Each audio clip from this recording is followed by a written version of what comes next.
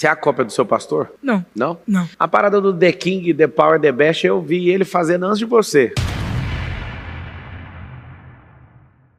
Que o Brasil inteiro tem ele dentro da cabeça, né? Miguel, então você gosta de ser chamado? Miguel. Mas você é pastor? Eu sou missionário, mas o termo que muita gente usou é pastor, né? Mas eu sou missionário. Você é missionário na África, na Ásia, onde?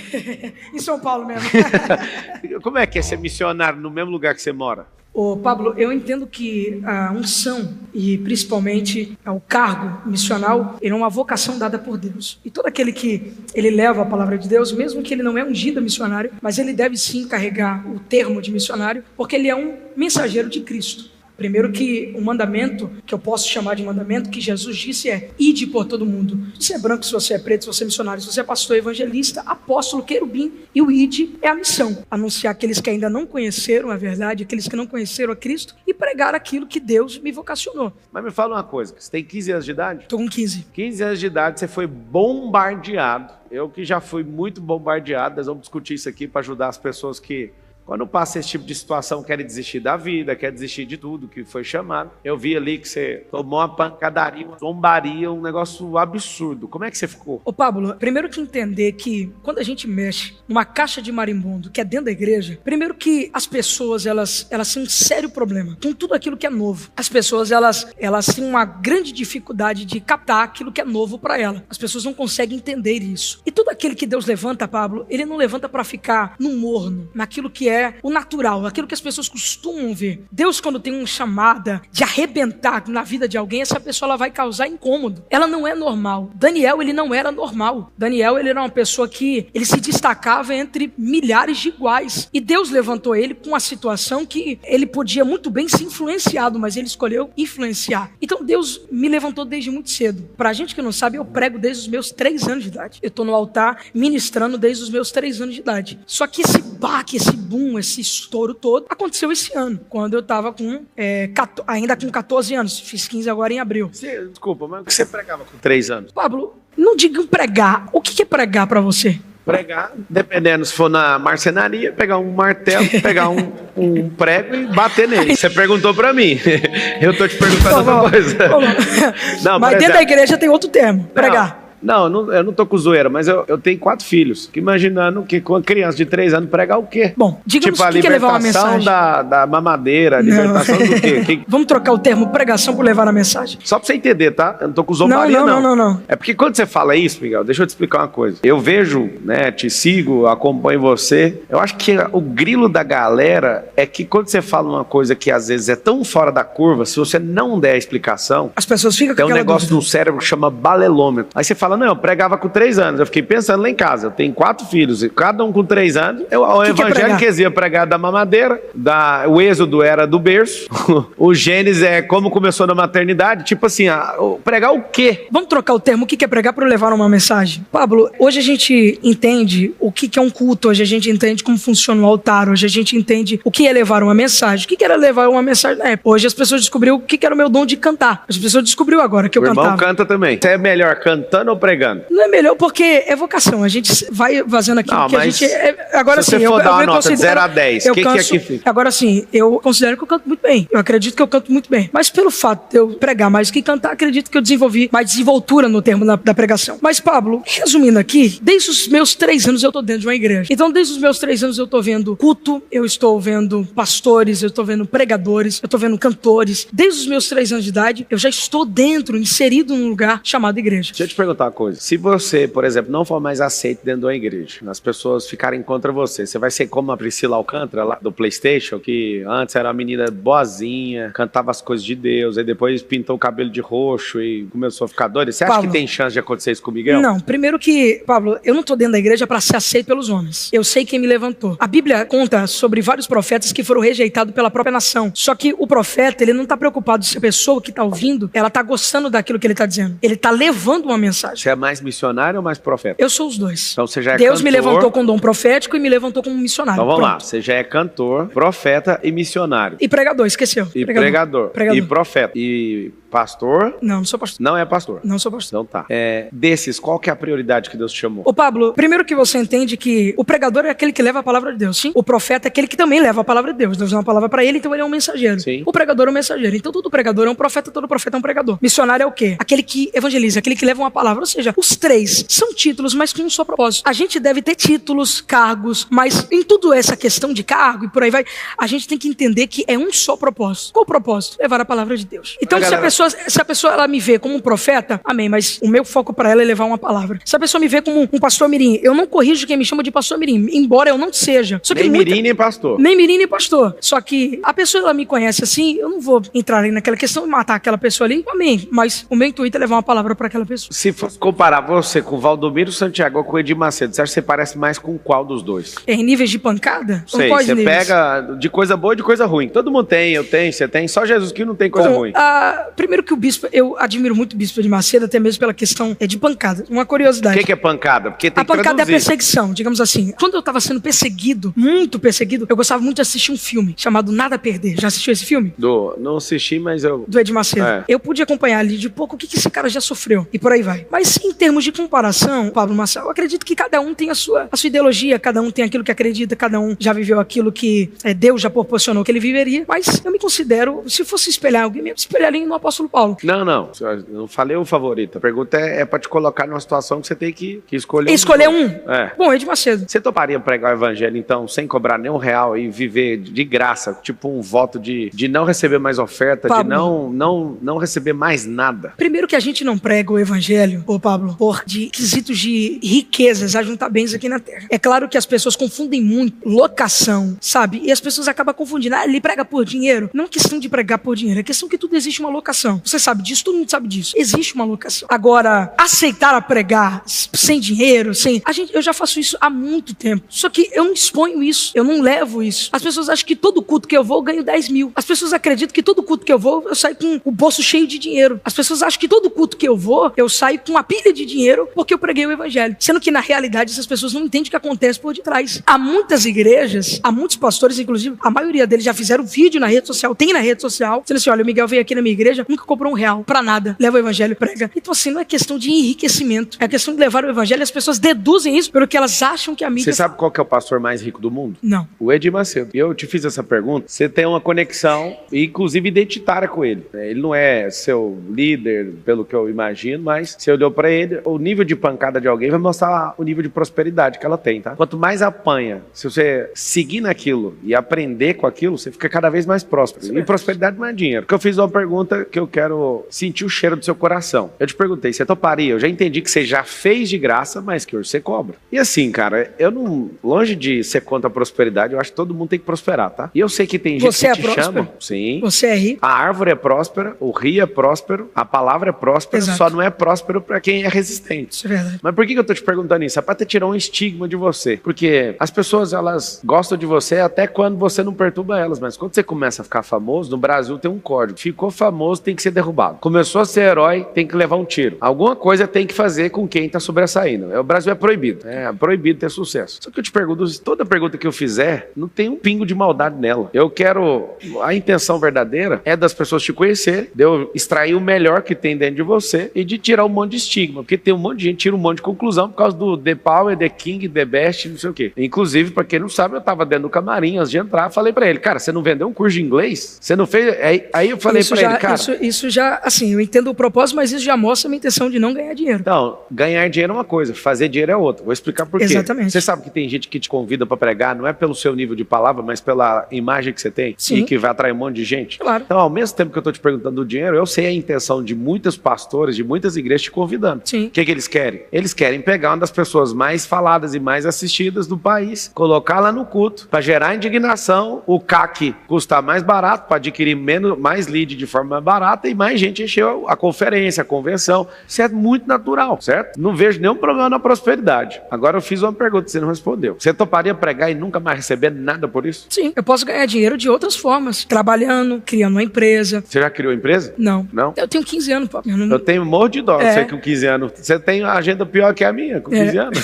A Maria, mãe de Jesus, quando o anjo falou com ela, ela tinha 16. Sim. Davi, quando foi arrancar a cabeça do Golias, tinha quanto? 16. 16. Tem dó de você com 15 anos, não? Isso já é uma aula de que vocação não depende de idade. Você sabe o que em você mais irrita as pessoas? Pablo, primeiro que o meu foco não é irritar ninguém. Não, mas eu te perguntei. Tem uma leitura emocional. Vou chegar lá. Primeiro que o meu foco não é irritar ninguém, não é provocar ninguém. Provocar sim o diabo, irritar sim as trevas, saquear o inferno. Essa é a minha vocação. É isso que pulsa, isso que queima dentro de mim. Agora, acredito que algumas coisas que as pessoas ficam irritadas, uma delas é a minha idade. Acredito que pelo fato de eu ter 15 anos e por tudo quanto que Deus já fez na minha vida, essa proporção que tomou e essa frequência que eu tô indo, acredito que uma das coisas que irrita as pessoas são a minha idade. Você é a cópia do seu pastor? Não. Não? Não. A parada do The King, The Power, The Best, eu vi ele fazendo antes de você. O que você acha que é isso? Você acha que um garoto igual você não idealizou um pastor e começou a olhar nele e começou a copiar sem perceber? Porque a gente é produto do meio? Vamos lá. Primeiro que esse The King, The Power, eu vou dar uma informação pra você aqui. Ninguém tem essa informação. Vamos lá, então. Ninguém tem essa informação. Quente, é forte. Quente, é forte. O The King, The Power, se você for perceber, The King, The Power é do rei o poder, né? Se você pegar o significado dele, é um inglês mais falado, mas The King, The Power, The Best. Primeiro que não é uma frase pronta, não é uma frase pensada, não é uma frase... Eu ouvi ele falar isso... Não, mas ele fala exatamente errado do jeito que você fala. Ele fala examente errado. É o que eu tô te falando. Você é uma cópia dele, então. Não dele, da frase. Eu copiei a frase, não ele. Mas quem que falou? Não, ele Sabe falou... qual é o problema? O problema é o seguinte, o problema é a gente ter uma pessoa como absoluto. Sim. E a gente nem checa se o negócio é verdade e sai repetindo. E mesmo que seja cópia, Paulo, mas mesmo que seja cópia, eu não vejo problema nisso. Porque Paulo diz, sede meus imitadores como sou de Cristo. Mas de Paulo, não do pastor, eu falo inglês errado. Mas a Bíblia diz, veja a forma, a vida do seu pastor, imite aquilo em toda a sua forma de viver. É o texto. Aonde que tá isso? É o texto bíblico. Aonde? É o texto bíblico. Mas da onde? Não vou te dar o dado aqui. Não, você pode pegar o chat GPT que eu quero saber como é que imita pastor. Tá isso lá na Bíblia, não. Observar a forma de seu pastor em toda a sua forma de viver. Observar não é para imitar. Observar é para... Observar. Não vamos entrar no debate aqui. Não, seu último vídeo tem 70 milhões de visualizações que eu vi, que foi muito doido, o tal do Kleber. Deixa eu terminar o Off the King. Vai. O Off the King, então, eu percebi, ouvi aquilo e falei assim, poxa, cara, Off the King, nunca tinha ouvido isso. E aí, num culto eu estava... Foi aqui em Alphaville, inclusive, esse culto. E aí eu tava pregando, depois de 1h30 de aula de mensagem, aí tinha um casal assim sentado. Aí Deus me deu uma revelação e falou assim, olha, fala pra eles que Deus tá mudando a rota, Deus vai que eu vou direcionar, que eu cheguei e falei assim, olha, Deus vai colocar vocês dentro de uma nação. Se você perceber a revelação, até ali, eu não falei qual nação seria. Eu falei assim, Deus vai colocar vocês dentro de uma nação. E eles olharam assim, eu falei assim, e sabe qual que é a nação? Eu vou falar o nome do país, vocês vão pisar. E lembrei desse Off the King. Aí foi eu. Falei assim, Off the King, The Power, The Best. Vocês vão pisar naquela nação. Eu falei inglês. Que é um dado? Esses caras estão nos Estados Unidos. Ninguém sabe disso. O casal que eu profetizei Off the King está nos Estados Unidos. E olha só que profundo é isso. Deus me deu uma revelação. Só que eu me inspirei naquilo que eu ouvi. Complementei. Olha Natan quando foi profetizar para Davi. Se Natan chegar para Davi e falar assim, seu adúltero, você matou guria. Só que ele pega uma parábola. Deus mandou ele dar uma parábola? Não. Ele montou uma parábola. Davi, olha essa parábola aqui. E ele conseguiu chegar no coração de Davi. Então, a revelação... Na verdade, Davi não percebeu, né? A parábola. Não percebeu. Ele acabou dando o decreto. Quando ele deu o decreto era contra ele. Pronto. Ele não percebeu. Só que Natan, ele chegou de uma forma assim, tão estratégica. E eu entendo que até para entregar uma revelação, até para ser usado por Deus, você tem que ser estratégico. Tá, e o que você aprendeu depois de ver essa zombaria nacional contra você? Você falando The King, The Power, o que você aprendeu? Eu aprendi que não adianta. Toda vez que você vai... Isso, até você sabe muito bem disso. Quando você cria algo novo, quando você é levantado para algo, infelizmente as pessoas vão te perseguir. As pessoas vão te caluniar. Só que a gente tem duas escolhas. Parar, certo? Descansar, porque querendo uma pancada, ela desgasta a gente. Ou prosseguir. E vedar os nossos ouvidos e ouvir aquilo que Deus grita no nosso coração. Eu ouvi o que Deus gritou comigo. Deus me chamou. Eu tenho uma certeza. Pablo, se eu tenho certeza de que me levantou, pra que eu vou ficar? Não deu vontade de desistir nenhuma vez? Pablo, deu. Fala disso. Deu. A perseguição, eu entendo que existe duas coisas. A mentira e a calúnia. E a crítica. Quando você é criticado, se isso for mudar a tua vida ou não, agora a calúnia, ela é uma afronta. Você vê uma afronta, você vê as pessoas te afrontando, você vê as pessoas te caluniando, e você vê a inverdade crescendo. Só que você não tem voz pra combater, porque uma mentira muito bem contada e 1000 vezes falada, ela vira verdade. E as pessoas ouvem aquilo e reproduzem aquilo e falam, aquilo é verdade. Só que eu me vi num momento que eu não tinha voz pra gritar e dizer assim, ó, isso é mentira. Quem iria ouvir? Quem iria falar? Quem que me iria ouvir que aquilo que eu tava falando era verdade e aquilo que as pessoas estavam dizendo era mentira? Então a gente chega num nível nível que você olha e você tem medo. Você sente medo. As vozes das pessoas, aquilo que as pessoas falam de você, dá medo no seu interior. Você sente medo daquilo. Você se sente acuado porque você realmente põe em dúvida o processo. Você põe em dúvida a promessa que Deus colocou. Você chega a dizer, será que foi Deus que me levantou? A única coisa que quebra tudo isso é Deus falando com você. É do deserto, Elias está dentro da caverna, escondido, porque, Pablo, posso dar um dado aqui muito forte? Vai vir um dado agora. Um dado muito forte. A gente não pode só estar pronto espiritualmente, mas mentalmente. Eu gosto muito de Elias. Elias era um cara que ele estava pronto para ser transladado. Só 2 caras na Bíblia foram transladados, Enoque e Elias. Filipe também. No Antigo Testamento eu digo. Enoque e Elias. Jesus também. Isso aí já é o novo. Elias foi o primeiro. Elias foi o primeiro cara a ser transladado da Bíblia. Elias estava pronto para ser isso. Você falou Elias e quem? Enoque. Elias estava pronto para ser transladado. Elias estava pronto para escolher um sucessor, que foi Eliseu. Elias estava pronto para multiplicar a farinha e o azeite na casa da viúva de Sarepta. Elias estava pronto para disseminar 450 profetas de Baal e mais outros de Azera. Elias estava pronto para fazer fogo cair do céu. Elias estava pronto para tudo. Elias era uma máquina espiritual. Elias era um monstro espiritualmente. Elias era um profeta. E o profeta que Elias era. Só que no outro dia, Jezabel chega assim e fala assim, tem o WhatsApp do Elias? Conjecturando. Tem o WhatsApp do Elias? Tem um novo dele? Dá uma ligadinha para ele e fala assim, que como ele fez com o meu profeta, eu vou fazer com ele amanhã. A ameaça, Pablo, põe em dúvida a promessa. Elias se colocou num nível de medo. E Elias esqueceu de tudo que Deus já tinha falado para ele. Elias esqueceu de quem ele era. Elias esqueceu do que Deus podia fazer. Elias esqueceu do que Deus já fez. Ele vai para dentro do deserto, no meio de uma caverna. Ele se esconde porque ele está com depressão. E aí ele vai na síndrome do exclusivismo. Ele fala assim, Senhor, estão querendo me matar. Estão querendo, Elias? Estão querendo me matar. Porque em todo Israel só eu me levantei. E Deus fala assim, calma aí, só um minutinho. Tem 7.000 que não se dobraram a Baal e nem Jezabel. Elias, levanta. Olha como que Deus fala com Elias. Elias é um profeta, mas Deus manda ele levantar 2 vezes. Em 1 Reis 17 e depois 2 Reis 1. Quando Acasias cai do alto, e 1 Reis 1. Quando Acasias cai de um quarto alto, Elias está dentro de casa. Aí desce um anjo, abre o céu, desce um anjo e fala assim, Elias, se levanta, põe o cinto de profeta, o cinturão de profeta, a capa de profeta. E isso acontece não só com Elias, acontece com Pedro. Porque Pedro já tinha aceitado em Atos 12 que ele ia ser morto no outro dia. Ele já tem a decisão do homem com certeza na sua vida. Ele está preso dentro da cadeia, não tem nada que possa tirar ele dali. Só que do outro lado tem uma igreja que ora, tem uma igreja que chama o céu. Você acha que tem uma igreja... Elias faz parte de uma das 2 testemunhas lá em Apocalipse? Quem? Elias? Não, porque eu não tenho esse dado escatológico. Elias, aliás, Pedro, né? Elias ou Pedro? Elias. Eu não tenho esse dado.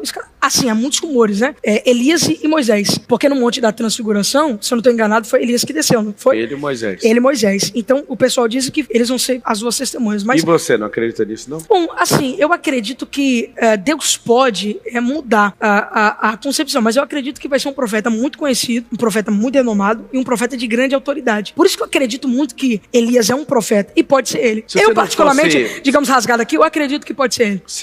Se você não cantar nem pregar e não tiver mais na vida da igreja ali e tal, não receber mais nenhum convite, o que você vai fazer da vida? Da vida ou da igreja? Da sua vida. Da minha vida? Recebe, não tem mais igreja. Acabou a igreja. Ninguém tá acabou te convidando. Acabou tudo. Acontece isso com algumas pessoas. Eu quero saber o que você vai fazer. Primeiro que as pessoas hoje criam da igreja, algumas pessoas, não vou falar nome aqui para não polemizar, mas alguns criam da igreja o seu porto seguro. E muitos criam da igreja como empresa. Pronto, isso aqui é o meu porto seguro. Se eu não dar bem na vida, eu dou bem isso aqui. Só que as pessoas devem entender que a igreja, ela não é minha, a igreja é de Cristo. A igreja é noiva. E eu devo entender que a igreja, Pablo, ela não é uma questão de porto seguro. Se eu falir na vida, tem a igreja. O que é a sua concepção de igreja? Tipo, é a instituição? O prédio? Então, a instituição do cartório, né? O prédio na vida real. Só que o sentido da igreja é noiva de Cristo. Pois é, mas o que é a igreja? A igreja. Você explicando para um leigo que nunca ouviu falar sobre a igreja. O que é a igreja? A igreja, pegamos assim, quando a igreja começou a ser igreja, a igreja, por exemplo, é um comboio. Aqui, por exemplo, suponhamos. Aqui, por exemplo, é uma igreja. Aqui tem um auditório, aqui tem um povo. Aqui eu exponho a palavra. Aqui eu falo da palavra. Embora a palavra pode ser colocada em qualquer outro lugar. Então você entende que o templo é a igreja? O templo é a igreja. Só que o que diferencia a igreja Porque, por exemplo, aqui é um auditório. Só que você fazer isso aqui de igreja, isso aqui pode ser uma igreja. Sim ou não? Eu posso fazer isso aqui de igreja. Só que o que diferencia a igreja de qualquer outro ambiente é aquilo que ela carrega entre si. O que a igreja carrega entre si? Cada um distingue. Não, para a igreja foi o meu ponto de encontro. A igreja, eu fui salvo. Eu ouvi uma palavra lá. Deus me usou lá. Deus falou comigo lá.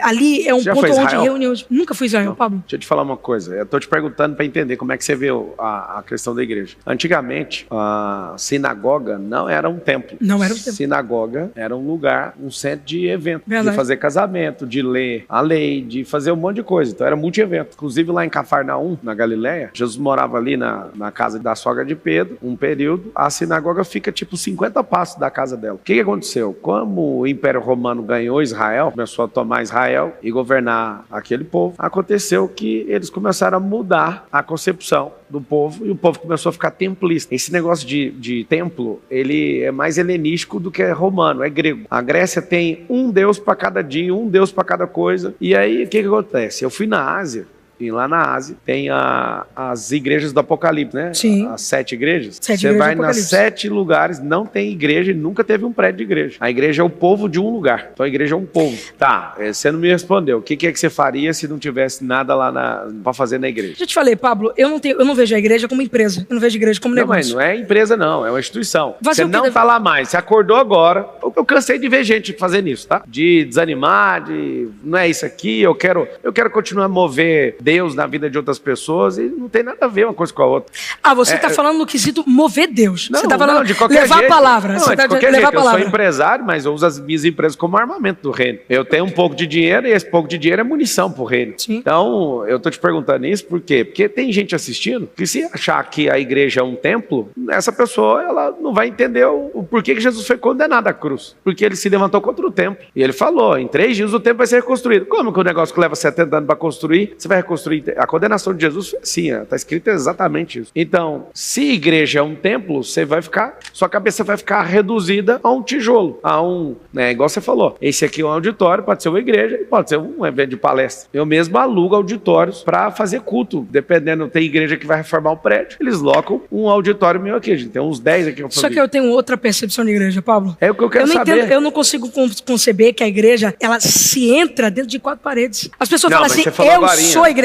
As pessoas falam assim, ó. Não, mas você falou agora, e aqui igreja... A igreja pode ser. A igreja pode ser. A igreja pode ser debaixo de uma árvore, por exemplo. Pode ser, Pablo, a igreja... Então não ela um templo, a igreja. Pablo, como eu vou recapitulando, a igreja... Isso aqui pode ser uma igreja. Pode ser uma igreja. Só que o realmente intuito da igreja, ela não se cabe dentro de 4 paredes como essa. Sim. As pessoas falam assim, eu sou a igreja. Muito bem, mas você deve também carregar a igreja. Como que é carregar a igreja? Se eu for ali agora, na rua, e tiver algum bêbado, um mendigo, uma pessoa que usou droga, uma pessoa que quer mudar de vida, eu carrego o que aqui dentro da igreja eu ouvi. Querido, Deus pode salvar a sua vida. Querido, Deus pode transformar a sua vida. Querido, você pode sair dessa situação. Querido, isso aí você pode pegar de trampolim, se arrebentar. Você tá entendendo? O que é carregar? O que é carregar o sentido? O que é não ficar preso dentro de 4 paredes? Porque tem gente que tá dentro da igreja com de 4 paredes, do lado de fora é um canalha, é um escroto, é um ridículo, é um adúltero, é uma pessoa que não representa Deus, não representa a igreja. Por quê? Cabe-se dentro de 4 paredes, mas ele não carrega aquilo que ele ouviu dentro de 4 paredes. Então a igreja é uma pessoa. A igreja é uma pessoa, cara. Então assim, eu posso fazer um culto e chamar isso aqui de templo, de igreja, fazer isso aqui de igreja, colocar um palanque, colocar caixa de som,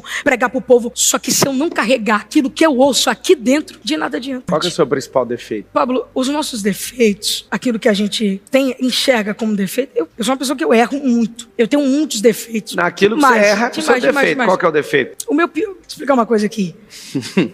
Você quer que eu arrume uma pedra ali pra você? Mais um, Quem não tem defeito, atira Só que primeiro copo. Só que como que eu pego uma pedra e jogo em mim mesmo agora? É simples. Aqui não está uma condenação. Você está falando de uma passagem onde Jesus pegou a mulher adúltera e ali ele estava explicando um princípio. Qual que é o princípio? Meu ministério é de misericórdia, o de Moisés é de condenação. Ela é adúltera, então pega a pedra e apedreja. O que eles estavam querendo? Naquele momento eles estavam querendo que Jesus ou anulasse o ministério de misericórdia para eles falarem, te pegamos, ou fala logo que você é o cara que vai seguir Moisés, porque a gente não quer saber de você aqui. O que ele fala? Quem não tem pecado, atira a primeira. Não, Jesus estava fazendo um desenho no chão. E sabe o que é aquilo? Ele A mesma coisa que aconteceu lá no exílio. Deus escreveu na parede, Mene, Mene. Tekel Passi. Aí você foi medido e não foi encontrado. Foste pesar na balança, foste achado em falta. Aí o que acontece? Quando ele faz aquele desenho, uma representação, ele pergunta: tem alguém que não tem pecado aqui? Então, se você não tem, atira. Mas Jesus podia tirar a pedra, ele não tinha pecado. Então, uma pessoa que faz pergunta poderia naquele momento virar: mas você não tem pecado, você pode atirar a primeira pedra. Só que ele mesmo podendo atirar a pedra, ele estava com o ministério de misericórdia. Então, você misturou uma coisa com a outra. Eu não pedi seu pecado, eu pedi seu defeito. Você pediu o meu erro, mas deixa eu te explicar uma coisa. Não pedi seu erro, eu pedi seu defeito. Erro, qual que é a diferença de erro e defeito? Erro é o seguinte: você não tem um defeito, mas você pode errar. Por exemplo, pronto. Eu vi que você deixou cair uma comida na sua blusa. Sangue. Isso não é um defeito seu, isso é um erro. Um erro. Isso gera um aprendizado. Se você repete o erro, isso é uma falha. Então, lembra disso numa máquina. Você pega a escopa aqui e ele cair no chão, isso é um erro.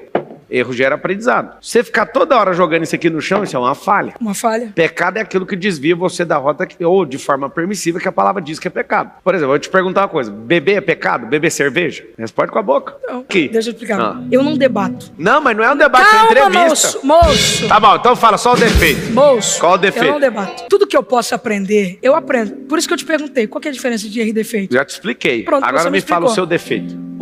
Eu sou muito explosivo. Eu perco muita paciência. Deu pra perceber. Eu perco muita paciência. Eu sou muito explosivo. Eu perco muita paciência. Pronto, é um erro. Me fala mais um.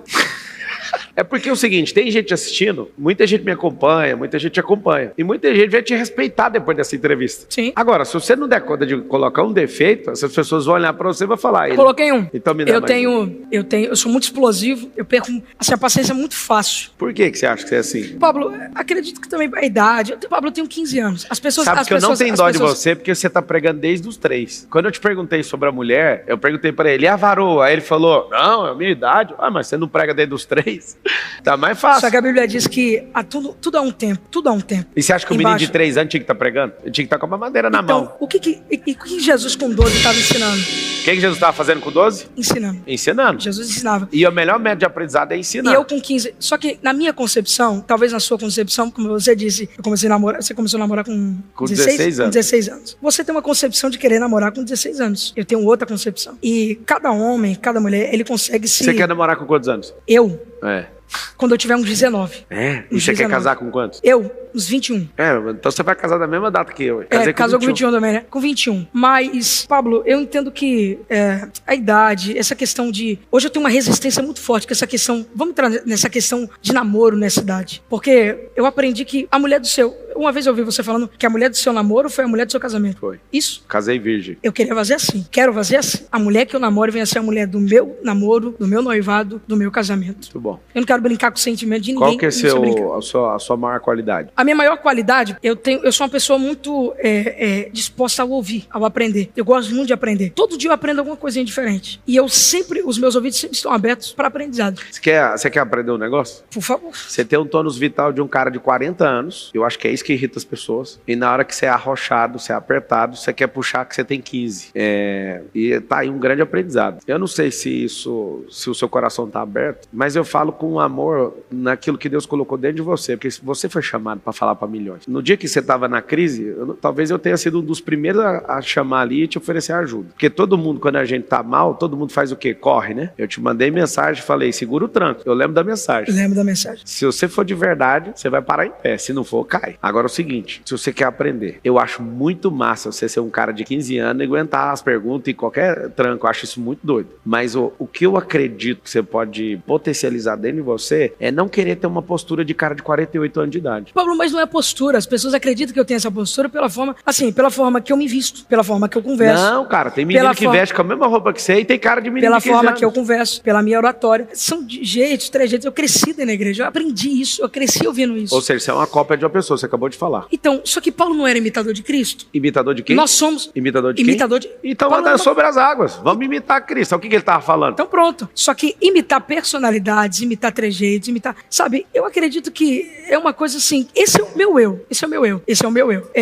Eu consegui, Deus me deu a dádiva de ter uma grande facilidade de falar. Graças a Deus eu consigo, sempre nessa questão também de mensagem, eu tenho uma desenvoltura muito grande para falar, de oratória. Isso eu consigo uma grande qualidade minha. Eu consigo sempre falar, raciocínio rápido, pensar, desenvolver uma palavra rapidamente. Eu consigo ler um texto, montar uma mensagem. Isso são qualidades que, graças a Deus, eu fui desenvolvendo ao longo do tempo. Só que as pessoas me batem como se eu tivesse 40 anos. Então, assim, é coisas que as pessoas, elas não sabem lidar, às vezes, com o que acontece e usa nesse sentido agressivo, nesse sentido. O que eu tento lembrar as pessoas é que por mais que eu sou usado, por mais que Deus fala comigo, por mais que eu estou no altar, por mais que eu tenha uma desenvoltura, por mais que eu aparente ser um cara de 40 anos, eu tenho 15. Eu tive uma conversa muito séria com Deus quando eu comecei a apanhar. Foi aí, ó. Eu entendi que a pancada, eu posso potencializar a dor dentro de mim. Eu fui atacado de todas as formas, mas eu entendi que, primeiro, se eu der ouvidos, se eu sofrer com aquilo, e se eu viver aquilo vai me machucar muito mais. E eu tô te falando de uma pessoa que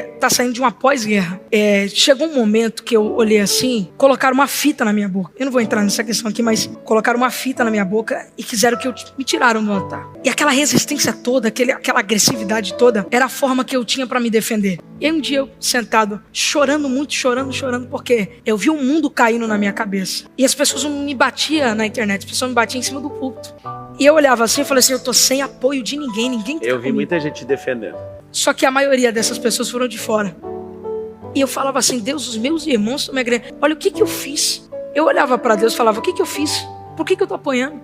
E aí Deus começou a me quebrar, Deus começou a falar comigo, Deus começou a dizer assim, eu vou te dar um coração quebrantado, contrito. Hoje Deus me deu uma blindagem que eu não consigo revidar. Eu não consigo bater de frente. Você tá falando aqui, eu tô ouvindo você, mas em nenhum momento indo pra cima de você. Eu lembro de um áudio que você mandou dizendo que você tá muito agressivo, lembra disso? Deus mudou isso dentro de mim. Glória a Deus. E Pablo, a melhor forma de você viver guerras e de você enfrentar batalhas e lutas é você entender que a todo momento Deus está com você. E que em nenhum momento Deus pode soltar das suas mãos. E que em nenhum momento você pode passar por aquela guerra que você está vivendo sem que Deus esteja te assistindo. E posso falar uma coisa? Deus é o nosso maior espectador. Deus é o cara que mais te assiste, que mais te vê. Só que chega um momento que você vê tudo que está acontecendo, você vê toda a luta que você está vivendo, e o único que pode te ajudar é Deus. A minha situação foi aquela. O único que podia me socorrer era Deus. Deus realmente colocou algo dentro de você. Eu sei que você não vai gostar de ouvir, mas você não precisa ser sábio aos seus próprios olhos. Eu tô com 38 hoje. Eu olho pra você, eu não era a máquina que você é com 15 anos. Mas tem uma coisa que aconteceu lá em Sodoma. Por que Sodoma foi destruída, você sabe? Pela profanação que eles estavam cometendo. Não? Em Ezequiel, está escrito que a soberba derrubou. Soberba. Está escrito, a soberba precede a ruína. E a altivez de espírito, a queda. Eu te perguntei, pedi seu defeito, você ficou segurando. Tem uma coisa boa. O fato de você ser altivo muitas vezes te protegeu da pancada. Tem essa parte. Não tem nada que num defeito não traga algo bom. Todo defeito tem algo bom nele. Mas uma coisa você tem que entender. Eu acredito de verdade. Te falo como irmão e coloque amor nas minhas palavras. Eu vejo que você atrai uma energia que não precisa. Você pode aproveitar que você apanhou e ser mais amoroso. Por exemplo, esse vídeo que deu 70 milhões de pessoas, o cara te irritou, você foi lá e entregou o pecado dele. Por quê? Porque você não pode ser contrariado. E você tem que ser contrariado. E eu fico me vendo. Eu nunca, com meus 15 anos, eu tava nesse mover seu aí. Não, jamais. Eu tava só estudando. Agora eu fico imaginando, cara, se você entender e buscar modelar mais pessoas e mais experiências e abrir essa cabeça sua, o Senhor vai te usar de formas e numa frequência diferente. Eu creio. Porque se você ficar nessa defensiva, nessa impaciência e achar que você tá certo em tudo com 15 anos de idade, você vai se trancar e nada vai servir pra você. E eu tô te falando em amor. Tanto é que quando você começou a apanhar, eu tava lá mandando áudio pra você. E quando você, todos os momentos ali, pode ver, nossa conversa tá salva aí. Paulo, mas em tudo eu vejo a mão de Deus. Qual que é o versículo que mais dá pavor em você? Dá mais pavor? O livro que me... Assim, o versículo. Agora, o livro que mais me dá pavor. Eu não diria o versículo, eu diria o livro. Apocalipse. Por quê? Eu tenho muito medo de Apocalipse.